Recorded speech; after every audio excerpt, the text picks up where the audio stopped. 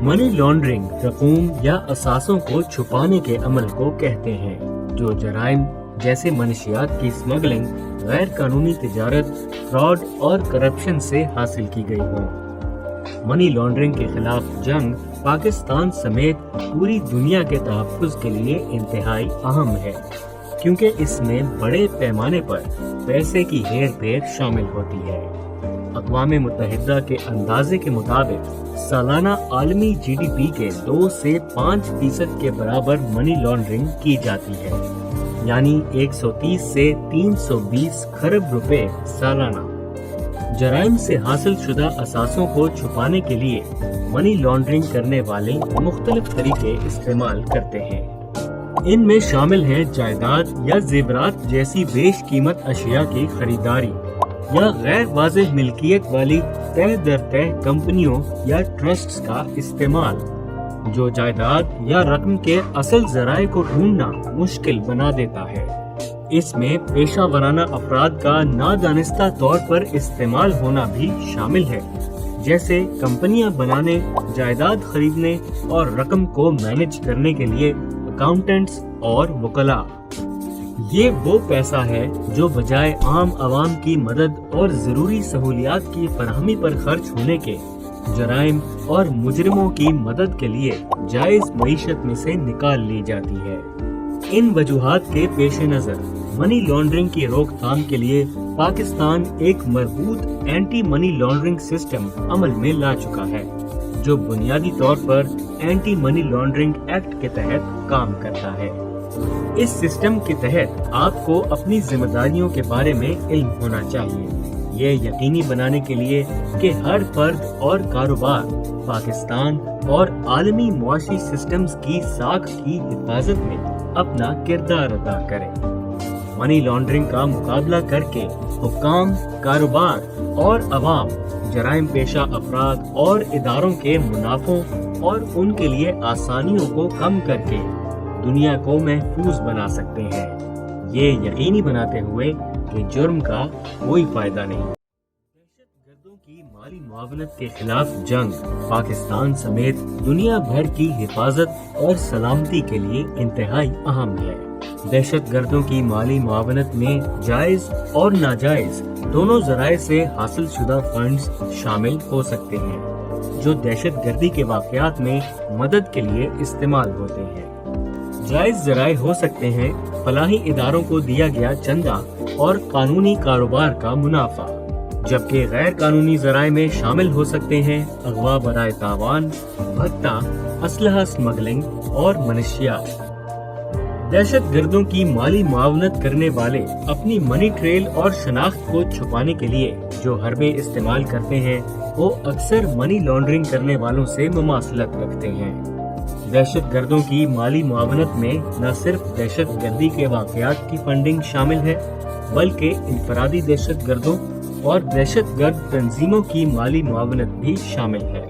ان میں دہشت گردوں کے رہن سہن کا خرچ اٹھانا یا رہائش، کھانا پینا اور دیگر ضروریات کی فراہمی شامل ہے۔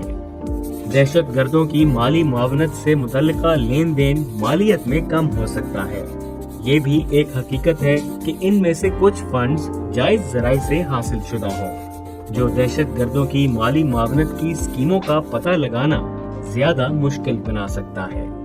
عام طور پر کم مالیت کے لین دین کے باوجود دہشت گردوں کی مالی معاونت کے تباہ کن نتائج ہو سکتے ہیں اور یہ قیمتی جانی نقصان کا باعث بن سکتا ہے۔ ان وجوہات کے پیش نظر دہشت گردوں کی مالی معاونت کی روک تھام کے لیے پاکستان ایک مربوط کاؤنٹر ٹیررسٹ فائنینسنگ یا CFT سسٹم متعارف کرا چکا ہے۔ عالمی سطح پر دہشت گردی کی مالی معاونت کو روکنے کے لیے اقوام متحدہ اور پاکستان نے مخصوص افراد اور تنظیموں کے اثاثوں کو منجمد کرنے کے لیے پابندیاں بھی عائد کی ہیں تاکہ وہ ان جرائم میں استعمال نہ ہو سکیں۔ اسی طرح کے عالمی قواعد بڑے پیمانے پر تباہی پھیلانے والے ہتھیاروں کے پھیلاؤ کے لیے مالی معاونت کو روکنے کے لیے بھی موجود ہیں۔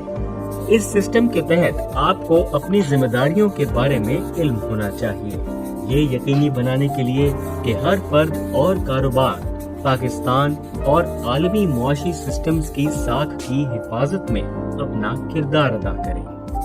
دہشت گردی اور اس کے پھیلاؤ کی مالی معاونت کا مقابلہ کر کے حکام، کاروبار اور عوام دہشت گردی کے خطرے کو کم کر سکتے ہیں اور دنیا کو سب کے لیے محفوظ بنا سکتے ہیں۔ منی لانڈرنگ اور دہشت گردی کی مالی معاونت کے خطرات کے خلاف عالمی حکمت عملی کو فائنینشیل ایکشن ٹاسک فورس یا FATF کا ادارہ لیڈ کرتا ہے۔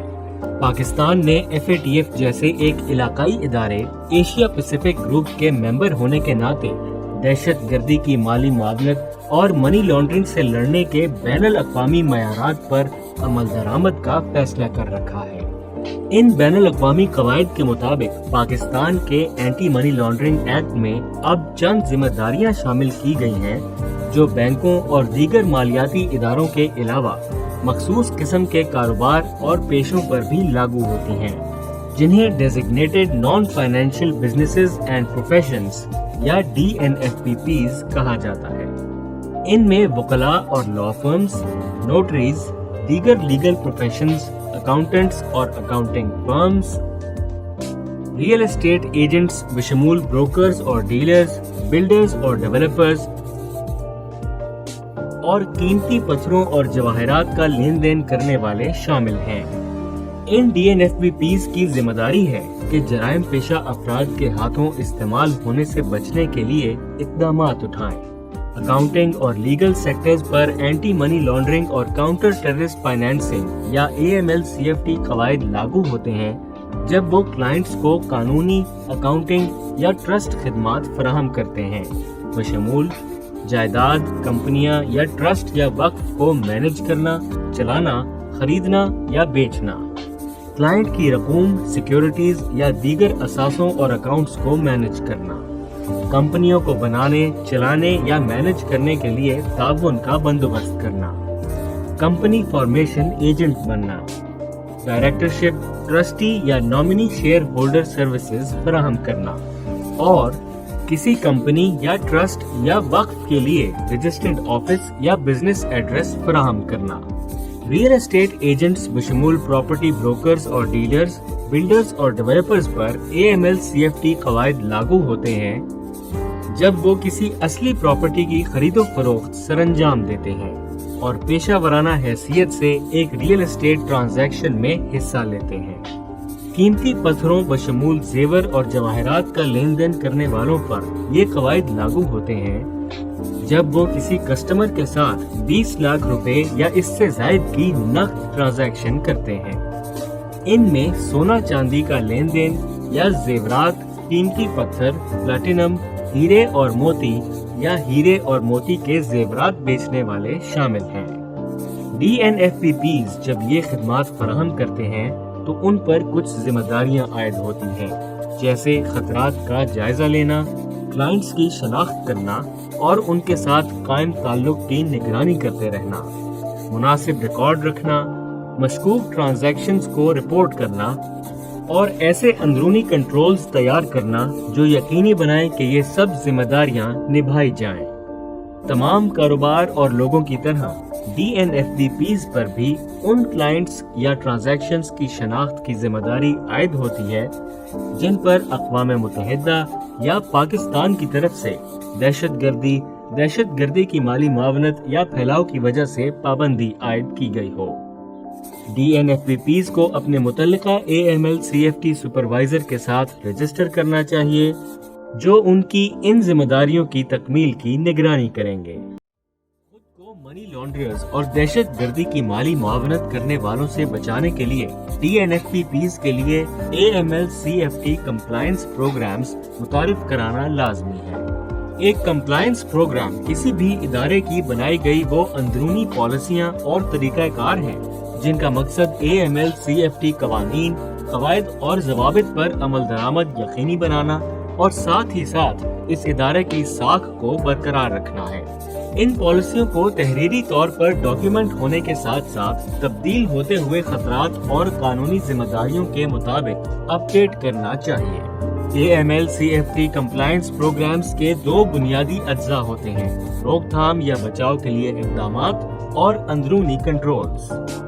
بچاؤ یا روک تھام کے اقدامات ان پالیسیوں یا طریقہ کار پر مشتمل ہیں جو مالیاتی جرائم کرنے والوں کو DNFBPs کے ذریعے پاکستانی فائنینشل سسٹم میں داخل ہونے سے روکنے کے لیے متعارف کرائے جائیں۔ ان میں شامل ہیں مکمل تحقیق اور جانچ کر کے کلائنٹس کی اچھی طرح شناخت کرنا اور ساتھ ہی ساتھ ان لوگوں کو بھی جن کے نمائندے کی حیثیت سے وہ لین دین کر رہے ہیں، بشمول کارپوریٹ کلائنٹس کے بینیفیشل اونرز، اور اس تمام معلومات کو اپڈیٹ رکھنا بھی ضروری ہے۔ منی لانڈرنگ اور ٹیررسٹ فائنینسنگ کا خطرہ زیادہ ہونے کی صورت میں اضافی اقدامات کرنا، جس میں ایسے خطرے کے حامل کلائنٹ سے مزید معلومات کا حصول شامل ہے۔ مشکوک لین دین اور 20 لاکھ روپے سے زائد مالیت کی کیش ٹرانزیکشنز پر نظر رکھنا اور ایسے معاملے کی پاکستان کے فائنینشیل مانیٹرنگ یونٹ کو اطلاع دینا، اور کلائنٹس کی ان اداروں اور افراد کی لسٹ کے مطابق اسکریننگ کرنا جن پر پاکستان اور اقوام متحدہ کی طرف سے دہشت گردی کی کارروائیوں میں مالی معاونت یا بڑے پیمانے پر تباہی پھیلانے والے ہتھیاروں کے پھیلاؤ سے تعلق کی وجہ سے پابندی عائد ہے۔ DNFBPs کی ذمہ داری ہے کہ وہ ایسے افراد کو فنڈز یا خدمات مہیا نہ کریں، ان کے اثاثے منجمد کریں اور ان سے متعلق معلومات اپنی نگران اتھارٹی کو دیں۔ اس کے علاوہ اس بات کے یقین دہانی کرانے کے لیے کہ DNFBPs اور اس کے ملازمین ان ذمہ داریوں کو مؤثر انداز میں نبھا رہے ہیں، DNFBPs کو کئی اندرونی کنٹرولز متعارف کرانے چاہیے۔ ان میں شامل ہیں ایک AML CFT کمپلائنس آفیسر کی تعیناتی، جو کہ عمل درآمد کے پروگرام کو مؤثر انداز میں چلانے کا ذمہ دار ہوگا، جس میں شامل ہیں پالیسیاں اور طریقہ کار تشکیل دینا، ان پر عمل درآمد کی نگرانی کرنا، کنٹرولز میں کمزوریوں کی نشاندہی کرنا اور DNFBP میں ہی اپنی سینئر مینجمنٹ کو رپورٹ کرنا۔ سٹاف کی تربیت اور ٹریننگ کرنا، اس بات کو یقینی بنانے کے لیے کہ وہ DNFBP کی پالیسیوں اور طریقہ کار پر عمل درآمد کرنا جانتے ہوں، مشکوک لین دین کی نشاندہی اور رپورٹ کر سکیں، اور ساتھ ہی ساتھ پوری ایمانداری سے کام کریں۔ ٹریننگ پروگرام تمام متعلقہ سٹاف کے لیے ہونا چاہیے اور اسے اپ ڈیٹ رکھنا لازمی ہے۔ ایک آزادانہ آڈیٹنگ پروگرام متعارف کرانا جو DNFBP کے اندر وقتاً فوقتاً AML CFT کمپلائنس پروگرام کے مؤثر ہونے کی جانچ کرتا رہے۔ بچاؤ اور روک تھام کے اقدامات اور اندرونی کنٹرولز پر مبنی مکمل کمپلائنس پروگرام پر کامیابی سے عمل درآمد DNFBPs کو مجرموں کے ہاتھوں میں کھیلنے سے محفوظ بنائے گا اور یہ یقینی بنائے گا کہ DNFBP پاکستانی قانون کے مطابق اپنی ذمہ داریوں کو پورا کرے۔ منی لانڈرنگ اور دہشت گردی کی مالی معاونت کے خطرات سے مراد مالی نظام میں کمزوریوں اور خطرات کا ملنا ہے جو اسے مجرموں کے لیے استعمال ہونے کے قابل بناتا ہے۔ منی لانڈرنگ اور دہشت گردی کی مالی معاونت کے تناظر میں خطرات سے مراد جرائم پیشہ افراد، دہشت گرد گروہ اور ان کے سہولت کار، ان کے فنڈز، اور اس کے ساتھ ساتھ ماضی، حال اور مستقبل میں ہونے والی منی لانڈرنگ اور دہشت گردوں کی مالی اعانت کی سرگرمیاں شامل ہیں۔ کمزوریوں سے مراد وہ چیزیں ہیں جن کا خطرات کی طرف سے فائدہ اٹھایا جا سکتا ہے۔ اس کا مطلب ہو سکتا ہے AML CFT سسٹمز یا کنٹرولز، انوائرمنٹل فیکٹرز، یا پھر کسی مخصوص شعبے کی خصوصیات، فائنینشیل پروڈکٹ یا خدمات کی نوعیت میں کمزوریاں جو انہیں منی لانڈرنگ یا ٹیررسٹ فائنینسنگ کے مقاصد کے لیے پرکشش بناتی ہیں۔ ایک مؤثر AML CFT سسٹم کی کامیابی قومی سطح پر اور ہر DNFBP کے طور پر خطرات کی بہتر طور پر سمجھ کے مرہون ہے۔ یہ ممکن بناتا ہے کہ وسائل کو ان جگہوں کے لیے مرکوز کیا جائے جن کا منی لانڈرنگ اور دہشت گردوں کی مالی معاونت کے لیے استعمال ہونے کا زیادہ خطرہ ہے، تاکہ ان خطرات کو کم کیا جا سکے۔ پاکستان نے اپنا پہلا money laundering and terrorist financing national risk assessment 2017 میں متعارف کروایا، جسے بعد ازاں 2019 میں اپ ڈیٹ کیا گیا۔ یہ مالی اداروں اور DNFBPs کو لاحق خطرات کی رسک ریٹنگ کرتا ہے۔ اس کے ساتھ ساتھ یہ کہ کس حد تک ان شعبہ جات کو منی لانڈرنگ اور دہشت گردوں کی مالی معاونت کے لیے یا غلط استعمال ہونے کا خطرہ ہے۔ اہم خطرات میں منشیات کی اسمگلنگ، کرپشن اور رشوت، اسمگلنگ بشمول کیش اسمگلنگ، ٹیکس کے جرائم، غیر قانونی منی ٹرانسفرز اور دہشت گردی اور دہشت گردوں کی مالی معاونت شامل ہیں۔ DNFBPs کو ملحوظ خاطر رکھتے ہوئے NRA نے ریئل اسٹیٹ، قیمتی پتھروں اور جواہرات کے کاروبار، اکاؤنٹنگ اور لیگل سیکٹرز میں مختلف خطرات کی نشاندہی کی ہے۔ ان میں سے ریئل اسٹیٹ کا شعبہ سب سے زیادہ غیر محفوظ پایا گیا۔ اسی طرح قیمتی پتھروں اور جواہرات اور لیگل سیکٹرز کو درمیانے سے زیادہ درجے کا غیر محفوظ پایا گیا، اور اکاؤنٹنگ کے شعبے کو درمیانے درجے کا غیر محفوظ پایا گیا۔ ہر DNFBP کو خود کو لاحق خطرات کا خود سے جائزہ لینا چاہیے اور اسے دستاویزی شکل دینی چاہیے۔ صارفین، کاروبار کی نوعیت، ڈیلیوری چینلز اور جغرافیائی اعتبار سے کاروبار کی وسعت کو دیکھتے ہوئے، اور ان تمام کو اپ ڈیٹ کرتے رہنا چاہیے، کیونکہ خطرات اور کنٹرولز کے قواعد وقت کے ساتھ ساتھ تبدیل ہوتے رہتے ہیں۔ یہ پھر DNFBPs کو ان خطرات سے نمٹنے کے لیے اپنا نظام بنانے اور بہتر فیصلے کرنے کے قابل بناتا ہے کہ کب کلائنٹ کی سرگرمیاں یا دیگر خطرات کے حامل عوامل نارمل ہیں، نہ کہ غیر معمولی یا مشکوک۔ پاکستان اب 2021 میں ایک اور نیشنل رسک اسیسمنٹ کرے گا۔ اس وقت DNFBPs سے توقع کی جائے گی کہ وہ قومی سطح پر حاصل ہونے والے نئے نتائج کی بنیاد پر خطرات جانچنے کے لیے اپنی سمجھ میں اضافہ کریں گے۔ ہر DNFBP سیکٹر کا ایک مختص شدہ سپروائزر یا سپروائزرز کا گروپ ہوگا جو کہ AML-CFT سسٹم کے تحت عائد ذمہ داریوں پر عمل درآمد کی حوصلہ افزائی اور نگرانی کرے گا۔ ریئل اسٹیٹ بروکرز اور ڈیلرز، بلڈرز اور ڈیولپرز کے ساتھ ساتھ قیمتی پتھروں اور جواہرات کے کاروبار کے سیکٹرز کی نگرانی فیڈرل بورڈ آف ریونیو کرے گا۔ AML-CFT سپروائزر کی حیثیت سے FBR کی ذمہ داریوں کا تعین اینٹی منی لانڈرنگ ایکٹ کے تحت کیا گیا ہے، اور یہ FBR کی بطور ٹیکس ایجنسی ذمہ داریوں سے الگ ہے۔ اکاؤنٹنگ سیکٹر کی نگرانی ممبرشپ کے مطابق institute of chartered accountants of Pakistan یا institute of cost and management accountants of Pakistan کریں گے، یا FBR کرے گا اگر اکاؤنٹنٹ ان دونوں اداروں کا ممبر نہ ہو۔ وکلاء، لا فرمز، نوٹریز اور قانون سے متعلق دیگر پیشوں کی نگرانی پاکستان بار کونسل کرے گا۔ سپروائزرز اپنے مینڈیٹ کے مطابق مختلف سرگرمیاں انجام دیتے ہیں۔ ان میں شامل ہیں یہ یقینی بنانا کہ DNFBP کے مالکان یا چلانے والے جرائم پیشہ لوگ نہ ہوں، رسک اسیسمنٹ کرنا، آگاہی، ٹریننگ اور رہنمائی فراہم کرنا، اور ساتھ ہی ساتھ انسپیکشن کرنا، یہ جانچنے کے لیے کہ DNFBPs کس حد تک اپنی AML-CFT ذمہ داریوں کو پورا کر رہے ہیں۔ انسپیکشنز سسٹم کے سب سے زیادہ خطرات کا سامنا کرنے والے پہلوؤں پر مرکوز ہوں گی اور مختلف شکلیں اختیار کریں گی، بشمول آف سائٹ مانیٹرنگ اور on site inspections. Off site monitoring میں سوال ناموں، ڈیسک ریویوز اور میٹنگز جیسے اقدامات شامل ہوں گے۔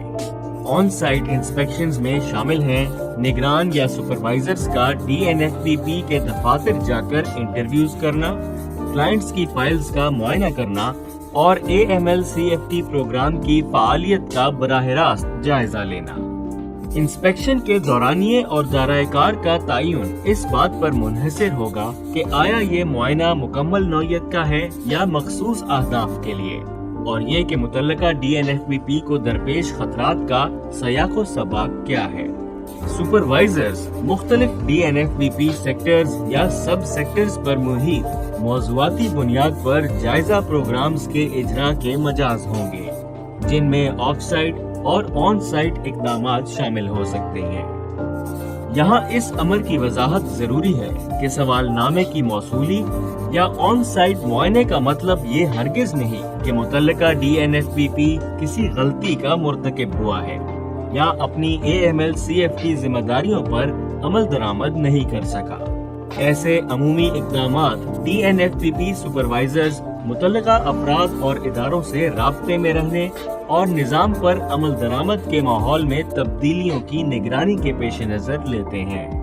اگر انسپیکشن کے دوران سپروائزر ایسے پہلوؤں کی نشاندہی کریں جہاں DNFPPs توقعات پر پورا اترنے میں ناکام رہے ہوں، تو ایسی صورت میں وہ مسائل پر قابو پانے کی غرض سے DNFPP کے ساتھ مل کر ایک ایکشن پلان تشکیل دیں گے۔